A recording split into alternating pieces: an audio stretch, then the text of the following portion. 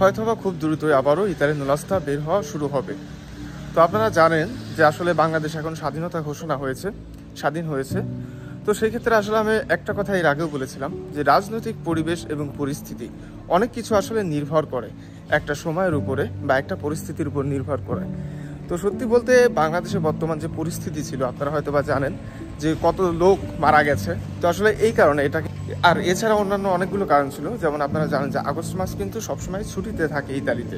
বিশেষ করে এই এক মাস সবাই সাগর পাড়ে যায় ঘুরতে, কারণ ইতালিয়ানরা সচরাচর এই টাইমে ঘুরতে পছন্দ করে। অর্থাৎ শীতের সময় কিন্তু সেপ্টেম্বরের শুরু থেকে হয়তোবা শুরু হয়ে যাবে বা মাস থেকে। তো সেই ক্ষেত্রে অবশ্যই কর্মব্যস্ততার লাইফ কিন্তু আপাতত একটু ছুটিতে আছে।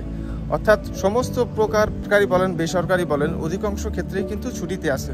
তো আসলে আগস্ট মাস এই সময় আসলে সমস্ত কার্যক্রম কিছুটা হলে পরে স্থগিত থাকে বা কমে যায়।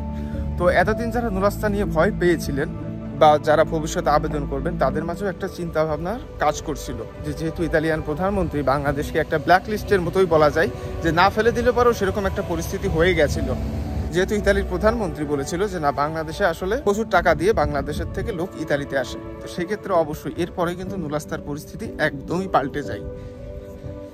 এবং সেই সাথে আপনারা জানেন যে যেহেতু অনেকেই থাকতো হিসাব ব্যবসা করার জন্য, তাদেরকে কিন্তু এই মুহূর্তে ধরা হয়েছে।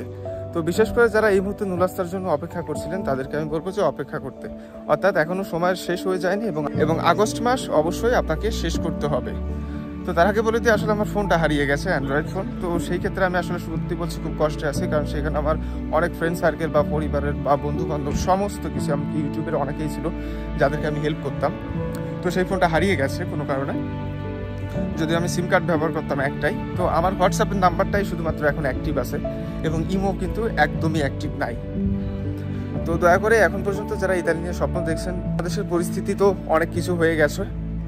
তো অবশ্যই তারপরেও আমি বলবো যে আরও একটু সময় লাগবে, কারণ আপনারা জানেন যে এখন কিন্তু অন্তর্বর্তীকালীন সরকার ডক্টর মোহাম্মদ ইউনূস আছে। তো সেই ক্ষেত্রে অবশ্যই একটা দেশ পুনর্গঠন করার জন্য কিন্তু অনেক কিছুর প্রয়োজন হয়। তো এই মুহূর্তে যারা নুলাস্তা পেয়েছেন বা নুলাস্তা পাওয়ার পরে জমা দেননি, আমি তাদেরকে ভাগ্যবান বলবো। ভাগ্যবান বলছে এই কারণেই, কারণ এই মুহূর্তে যদি আপনি নুলাস্তা পেতেন ভিএফএস গ্লোবালে জমা দিলে পারেও কিন্তু আপনাদের কোনো কাজকর্ম হইতো না। তো সেই ক্ষেত্রে যারা এই মুহূর্তে নুলাস্তা পেয়েছেন তাদের জন্য একটু দুশ্চিন্তার কারণ ছিল। তো অবশ্যই ভবিষ্যতে হয়তোবা এমনটা কিছুই হবে না। এবং এই মুহূর্তে কিন্তু ইতালিয়ার গভর্নমেন্টও জানে যে না, বাংলাদেশের সরকার পতন হয়েছে।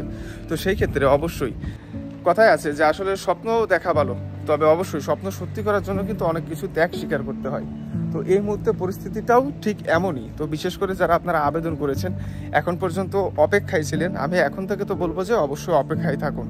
এবং যারা পরবর্তীতে বিশেষ করে 2025 সালে আপনারা আবেদন করবেন, তাদের জন্য কিন্তু একটা চমৎকার কাহিনী অবশ্যই সামনে অপেক্ষা করছে।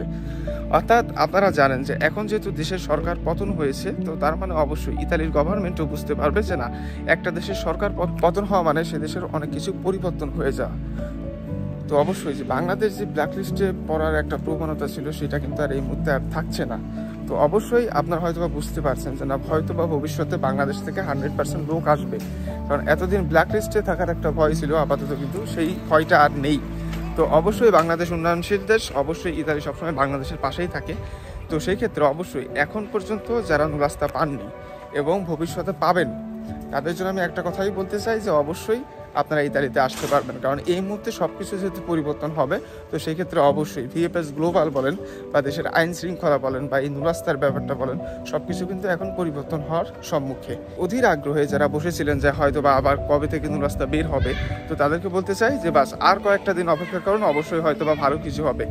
তো ধন্যবাদ, ভালো থাকবেন, দেখা হবে নতুন কোনো ভিডিওতে। এবং যদি ফেসবুক পেজে যারা এখন পর্যন্ত যুক্ত হননি, আমি আবারও বলে দিচ্ছি আমার একমাত্র ফেসবুক পেজ, যেটা ইউটিউবের কমেন্ট বক্সে এবং ডেসক্রিপশন বক্সে দেওয়া থাকে।